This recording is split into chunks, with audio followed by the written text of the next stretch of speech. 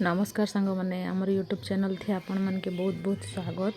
आ देखुन आज मुई केलार गछ जेनटा मझी थिका थीसी केलार गछ के काटिकी जेनटा मझी थिका तार बीजटा बाहरसी हेटा के मुई आपन के रांधिकी देखामी। देखुन इटा केनता मुई चुना चुना करी काटी देछे। इटा खाबार लगी बहुत टेस्टी लागसी आ माने बेसी रेट रे भी बिक्री हेसी किंतु आमे बनईकरी खाबार लगी टिके बहुत माने काड़ लागसी इटा। तो मुई आपण मन के आज बनई काजे भी बताबी केनता बनासन। तो ई एंता छोट छोट काटबार माने इटा है कि जा तार जेन सिरा माने थेसी सेटा गुटु गुटु करी बाहरी जेसी और सेटा बाहर करबार लगी सहज भी हेसी आपण छोट छोट काटी देले।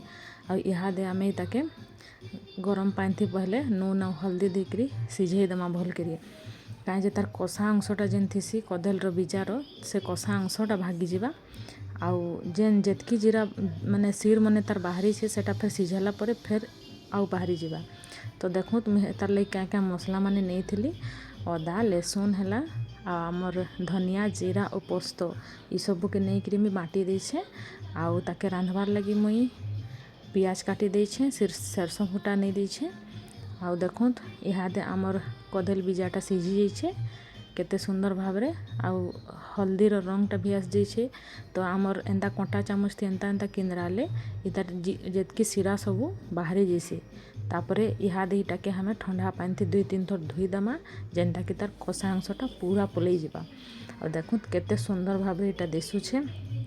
इहादे मुई ताके छनकई देमी। तो मुई इतार लगी कढ़ई गरम कर देछे गैस थी चघई करी और इहादे थी मुई सरसों तेल टिके पकामी आउ एछेन मुई थी आमर गोटा सरसों फुटन पकामी आउ तापरे पियाज मुई दुईटा काटीचे हेटा के पकई देमी। तापरे आमर पियाज के हमें लाल हेबार तक टिके भाजबार लगी दमा। आउ देखो मुई पियाज के पकई दीछे तापरे एथी आमर भाजी देवी मुई आउ जेनता कि आमर पियाजटा हल्का लाल हो जावा पूरा नी पुड़ामा कहीं पियाज पूरा लाल माने पुड़ी गले टेस्ट अलग आसी खराब हो जावा आमर टेस्ट। तो देखो मुई पियाज के भाजी दूचे इहादे आमर पियाज भजा हो जाइए। देखो ऐसे मुई थी आमर पहले सिझाबार पहले मुई हल्दी पकई थी हेथी तो मुई एथी कम पकामी जेहेतु हेटा हल्दी रंग आसी जाइए तार। तो एछन मुई जेते बाटला मसला के सबू तेल थिका पकई देमी आउ ताके चढ़चढ़िया भाजी देमी मसला के मसला भल से भाजबे सांग माने हेले जाइकरी आमर केलार बीजर सब्जीटा आउ टिके टेस्ट लागबा। तो देखो मुई मसला के इहादे भाजी दूछे तेल थी चढ़चढ़िया करी देखो केनता आमर मसला तेल छाड़ी दूछे। आउ आपण भी एंता कम आँच थी भाजबे जेनता कि मसला आमर नी पड़वा। तो देखो मुई इटा के रेगुलर माने चलई करी इटा के भाजी देमी। तो आमर मसला छेन देखो केनता भजा ही जाइछे आउ केते सुंदर कलर दिशुछे। तो इहादे आमे एथिका आमर टमाटर मुई 4टा बड़ बड़ टमाटर नहीं करी काटीछे टमाटर भल करी देले ही टेस्ट आउ टिके बढ़िया से आसी। तो मुई इहादे आमर टमाटर के थी पकई देमी आउ आमर स्वाद अनुसार लूण पकई दमा।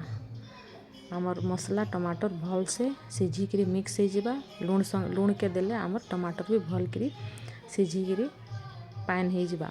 तो देखो मुई इहादे नून पकई दूछे स्वाद अनुसार आउ इताके घाटी देमा आउ घाटी सारला बादे 2 मिनिट इताके ढाकी करी छाड़ी देमा।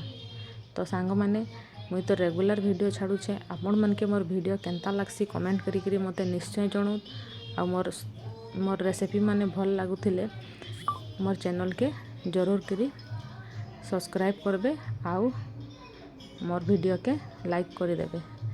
तो देखो केते सुंदर दिशुछे आमर मसला और टमाटर भजाटा केते सुंदर कलर भी आछे आमे इटा के भल करी टिके चलई दमा।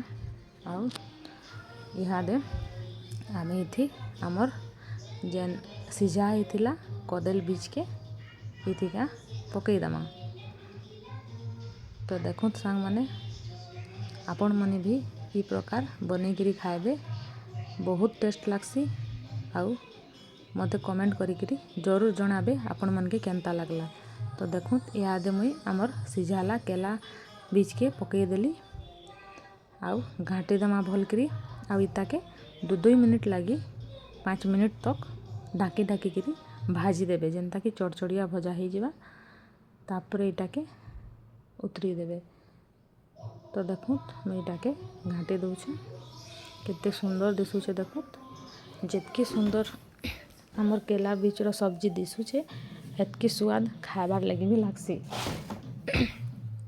तो आपण मैंने गाय एंता भाजी करी देखो केनता लागुचे खाई करी बताबे मते कमेंट थी। तो देखो तुम यहाँ दे ताके घाटी घुटा देली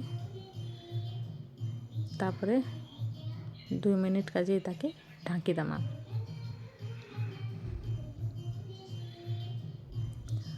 और सांग मैंने 2 मिनिट पर ताके मुई एछन खोली दउछे। देखो केते सुंदर दिशुचे आमर तरकारीटा। आपण मने भी एंता रांधबे आउ रोटी संगे तो आउ टेस्ट लागसी। आपण खाई करी देखबे बहुत टेस्ट पूरा आमर मटन चिकन सबू फेल खाई जीवाई थी। आपण खाई करी देखबे आमर बहन ठीक कहूथिला कहबे। तो देखो केते सुंदर दिशुचे कलर जितकी सुंदर दिशुचे खाबार लगी तार नो डबल तिब्बल टेस्ट लागसी। तो देखो आमर कदेल बीजार तरकारी हो गला रेडी। आपण मन के केनता लागला मोर वीडियोटा मते कमेंट करी निश्चय जनाबे। आउ धन्यवाद आमर वीडियो के देखवार लगी।